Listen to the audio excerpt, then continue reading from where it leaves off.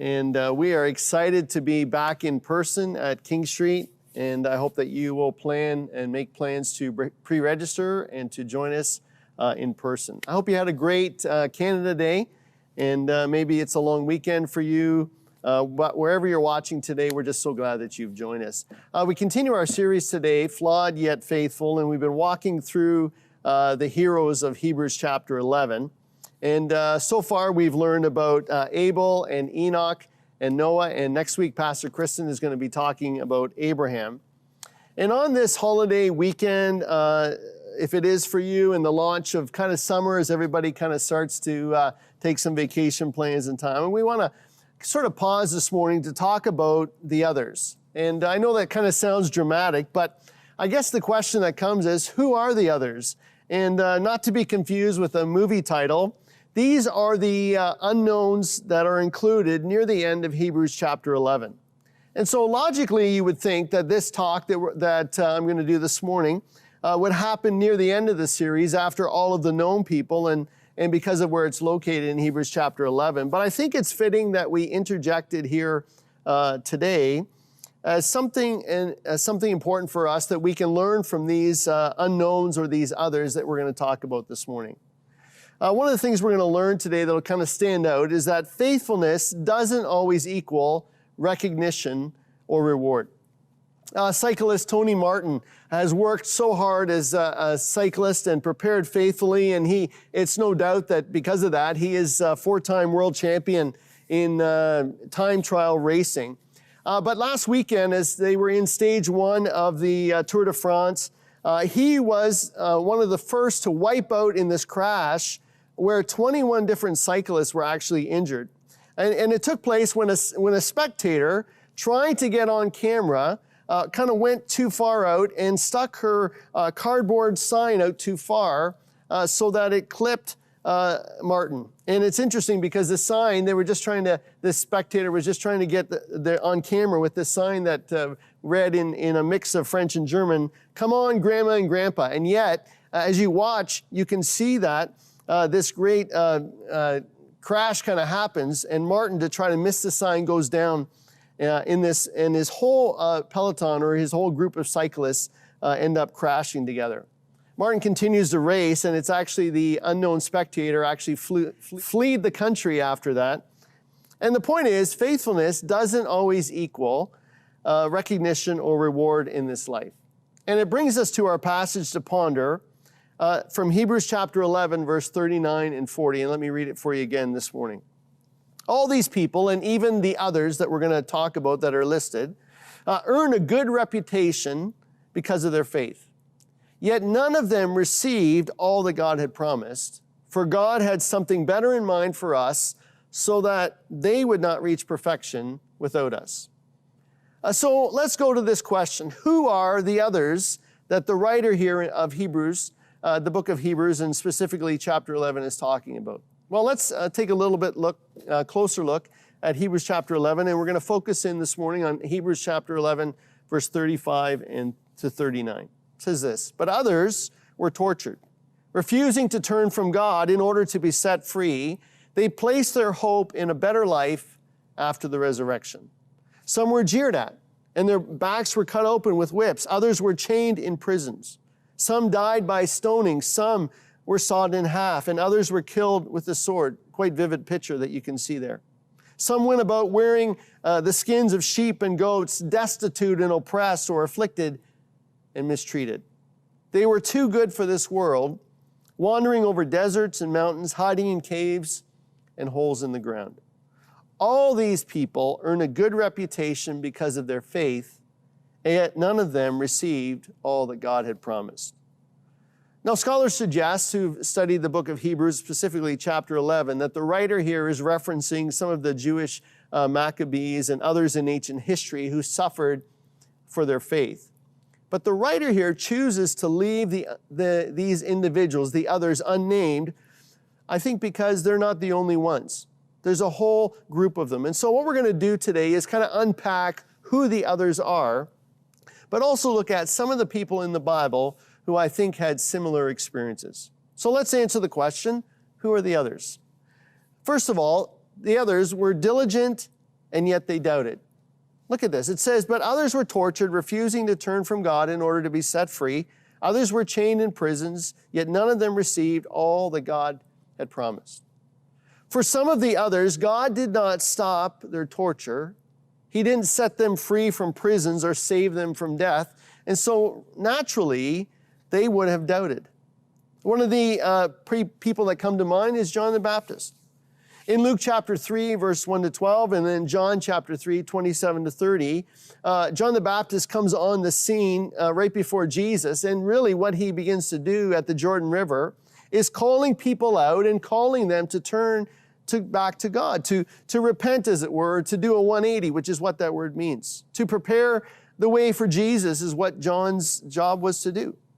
He actually meets Jesus and ends up baptizing him, and he's there when he hears this voice from heaven after Jesus came up out of the water, "This is my dearly loved son." It's later on that King Herod actually arrests John and throws him in prison for speaking against him and some of his lifestyle, and he does this at his wife's request. See, John was diligent, earnest, and passionate about fulfilling his purpose, and yet while he's in prison, he doubts. Look at Luke chapter 7, verse 18 to 23 here for a minute with me. It says, the disciples of John the Baptist told John about everything Jesus was doing. So John called for two of his disciples, and he sent them to the Lord, or to Jesus, to ask him, "Are you the Messiah we've been expecting, or should we keep looking for someone else?" See, even after all that John had seen and heard, while he's in prison, he experiences this moment of doubt. And Jesus responds and tells John's disciples to go back to him and tell him, "Go back and tell John what you've seen and heard. God blesses those who do not fall away because of me." And John chooses then not to step back from calling out Herod, and ultimately it ended in his own death at Herod's wife's request. The other person that comes to mind as I think of those who were diligent and yet doubted is Thomas. Thomas sort of gets a bad rap as the doubting disciple. He walked with Jesus. He saw all that Jesus could do, and he saw everything that Jesus did. He heard Jesus talk about the resurrection. He saw Jesus die. And then he's told that Jesus is alive. And he's not there to actually see Jesus, but when he's told by the other disciples Jesus is alive, he doubted. And in John chapter 20, verse 24 to 29, he says, "I won't believe it unless I see the nail wounds in his hands, put my fingers in them, place my hand in the wound in his side." And later when Jesus appears to him, Jesus actually responds to those, and he says to Thomas, "Here, put your fingers here and look at my hands. Put your hand into the wound that's in my side. Thomas, don't be faithless any longer, but believe." We know from Fox's Book of Martyrs and tradition that later Thomas preached the gospel and went as far as India, where after inciting some of the pagan priests was actually martyred as a follower of Jesus. My point today, the others were diligent in their faith, and though their circumstances brought on doubt, they still chose to believe and remain faithful. Because doubt sometimes is part of the journey. I like what René Descartes says, the great mathematician. If you would be a real seeker after truth, it is necessary that at least once in your life, your doubt, as far as possible, you would doubt all things. It's a natural part of it, and we'll come back to that a little bit later. The second thing about the others is that they were determined, and yet they declined. It says others were chained in prison, some died by stoning, some were sawed in half, and others were killed with the sword. They were too good for this world. For some of the others, God chose, maybe as part of his plan for them not to succeed in their achievements, at least from our perspective. One of the people that comes to mind is Jeremiah the prophet. Jeremiah is called by God. He's told to be a prophet to Judah and to speak on his behalf and to go to the people of Judah, the kings, the officials, all of the people and the priests, and to tell them to turn back to God. But Jeremiah's success rate is subpar. Actually, from our perspective, it would be considered a failure. He ends up in prison multiple times. He's whipped. He's put in stocks. He ends up in a dungeon, and no one listens to him. In fact, we read in Jeremiah 7:27 that God never actually expected them to listen to Jeremiah. It says, tell them all this. This is God speaking to Jeremiah. Tell them all this, but do not expect them to listen. Shout out your warnings, but do not expect them to respond. And in the end, tradition has it that Jeremiah was actually stoned to death by his fellow Jews when they were exiled in Egypt. Another individual who comes to mind is Stephen, the table server. In Acts chapter 6 and 7, we meet Stephen for the first time and we learn about him that he's a man full of God's grace and power and that God was performing miracles through his life. And yet while he is preaching to the religious leaders and the Pharisees, it resulted in him being stoned to death, and his death actually launches a great persecution that took place on the first church while they were in Jerusalem. As quickly as Stephen comes on the scene, as gifted as he is by God and used by God, he's gone. My point to this is the others were determined in their faith and in their faithfulness to God to do what God called them to do. And though from our perspective, their lives might not be considered successful at all because of the little results, if any, for Jeremiah we think of at the time, yet Jeremiah and Stephen and the others chose to finish well. I like what theologian Donald A. Hagner says. Many persons of faith experience great victories through deliverance from their enemies. Others experience victories through their ability to endure suffering and martyrdom or to be put to death. But through faith, all are victorious in one way or another. The third thing I think we can learn about the others is that they were dedicated and yet destitute. It says, some went about wearing skins of sheep and goats, destitute and oppressed, afflicted and mistreated, wandering over deserts and mountains, hiding in caves and holes in the ground. And yet, in those same verses, it says they placed their hope in a better life after the resurrection. For some of the others, they acquired nothing of physical significance in this life. Elijah the prophet comes to mind. He was called by God to be a prophet to Israel, and he comes on the scene in around 1 Kings chapter 17 through to 2 Kings chapter 2, where suddenly he's taken away to heaven in a chariot. But during his time, Elijah often sacrificed and served others. But he also, as you read the story, he spent a lot of time wandering alone. He was fed by birds and fed by a widow. An angel even comes to feed him. And it says that he was hairy, he's most likely not very well manicured, but he was committed to do what God wanted him to do. But at the lowest point in his life, listen to what it's described in 1 Kings 19, 3-9. It says, Elijah was afraid and fled for his life. Then he went on alone into the wilderness, traveling all day, and he sat down under a solitary broom tree and prayed that he might die. He had some difficult times wandering alone. Paul the Apostle also comes to mind as we think about this. He spent most of his post-conversion or after his decision to follow Jesus, wandering from city to city all across the Roman Empire, sharing the good news about Jesus, but ultimately, in the end, he's this apostle is confined under house arrest. He ends up spending that time writing letters to the churches, and by tradition, we know that eventually he was martyred and put to death by the Roman Empire for being a follower of Jesus.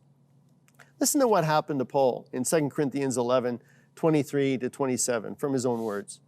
He says, I've worked harder, being put in prison more often, being whipped times without number, and faced death again and again. 5 different times, the Jewish leaders gave me 39 lashes. 3 times I was beaten with rods. Once I was stoned. 3 times I was shipwrecked.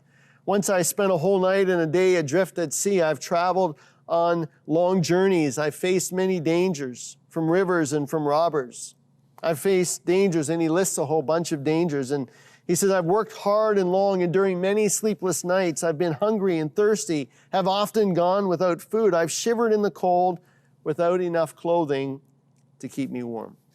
My point today to this, the others were dedicated in their faith to do whatever God asked them to do, disregarding the costs or the rewards in this life, and by doing that, chose to invest eternally.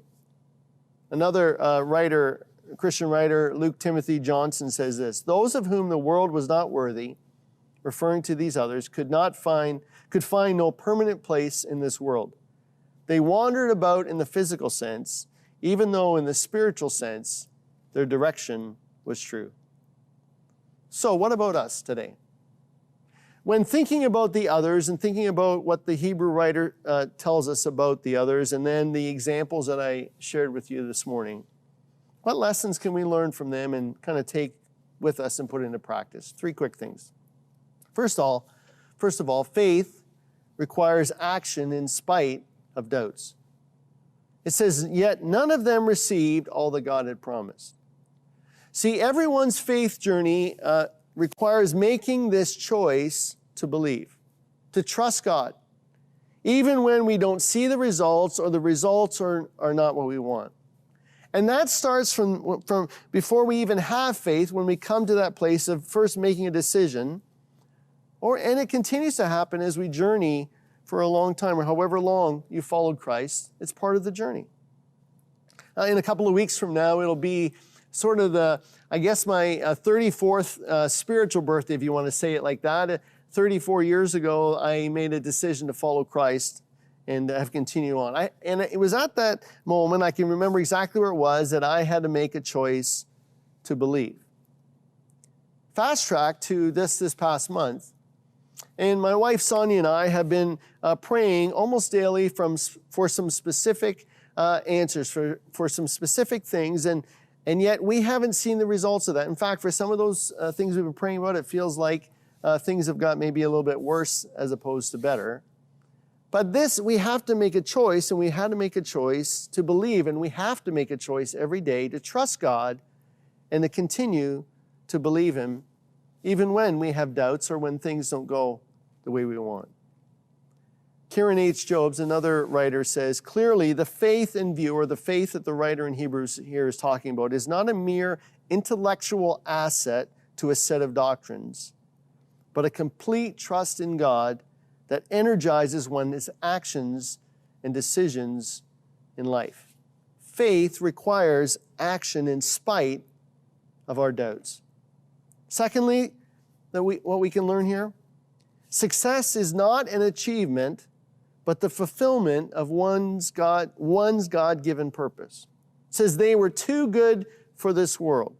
See, if we're measuring success in awards or accomplishments or income or impact, really we're using the wrong measuring tools.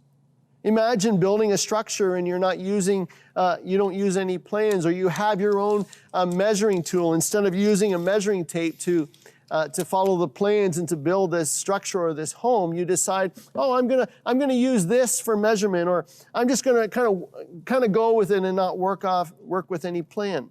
In doing that, you never really know when you're finished, and nothing ever is measured properly. See, the right tool to measure success is to ask the question, am I living today to fulfill God's purpose for me? See, the results of our lives are not up to us. We don't determine that. But success for us, if we're followers of Christ, is fulfillment of the purpose that God has for us, and our commitment to that, and a decision to finish well. Again, I like what Donald A. Hagner says. Some through faith experienced victories of another kind. They suffered all kinds of evil and even martyrdom, or being put to death, but these were only apparent defeats. In actuality, they were triumphs of faith expressed in the faithfulness of total commitment. The third thing I think we can learn from this is that treasures worth valuing are those that last beyond this life. It says they place their hope in a better life after the resurrection. A question for you today. How much is $60 worth? Well, the answer to that is $60, right? But how much is it worth if I take this $60 and I go and buy some Dairy Queen cards or maybe some Tim Hortons cards, and I give them to unexpected employers or neighbors or a store clerk who serves me, and maybe put a little note of appreciation with it? How much more is it worth if I do those things? Or what if I take this $60 and I donate it to VDC, the Vacation Day Camp?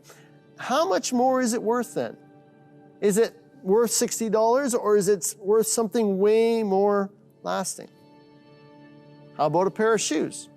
How much are a pair of shoes worth to us? Well, for most of us, we maybe have multiple pairs, and so if we lost a pair or didn't use a pair for a year, and that happens sometimes, I go looking in my closet, and not that I have a lot of shoes, but then I go, wow, I didn't even realize I had this pair of shoes. How much are a pair of shoes worth to me? But for the guy or the girl who's struggling to make it and can't afford a pair, how much is a pair of shoes worth?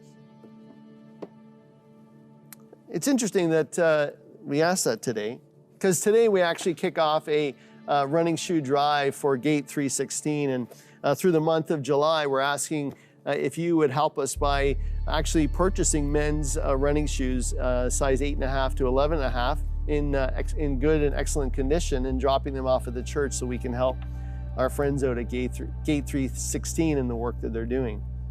But how much is a pair of shoes worth to those who don't have a pair? See, we have this opportunity to make the choice to invest eternally and do the things that will last beyond this life. I like what Randy Alcorn says. To those who accumulate treasures in this life, death is loss. But the one who lays up treasures in heaven looks forward to eternity. They are moving daily toward their treasures. See, you and I may never be known or be named. We may, if we could at some point, be a part of the others. But listen, we can all make the choice to live like the others that we learned about today. Faithfulness doesn't always equal recognition or reward in this life, but it does in eternity. And the choice is up to us if we're going to choose to live faithfulness and faithfully, even if we live flawed lives and imperfect. Can I pray for you today? Father, we are flawed, and it's no surprise to you because you already know that. But we truly desire, as we're watching today, to be faithful to you. Lord, I pray for those who are watching today, and maybe they're on the edge or the verge of faith following you. Maybe they're watching today, and maybe they're not even sure why they're watching, but they chose to watch today. And you're speaking to them, you're working in their lives, you're drawing them to faith in you and relationship with you. I pray that you would help them to make that first step towards you today.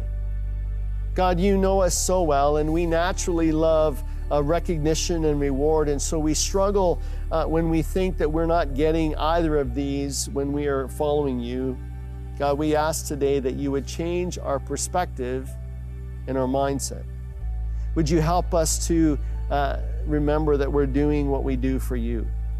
That we ask that you would help us to see things as you see them, to measure life and success as it really needs to be measured. Help us when we doubt to trust you, God. Teach us to understand, as already prayed, what true success is, and move us, God, to be people who will give and invest in what really matters in eternity. Would you help us to become more like Jesus, which we know is your part of your plan through this life, is to conform us or to make us into the image of Jesus. So finish that work in us and help us, Lord, to become like the others and see everything eternally. In Jesus' name, amen.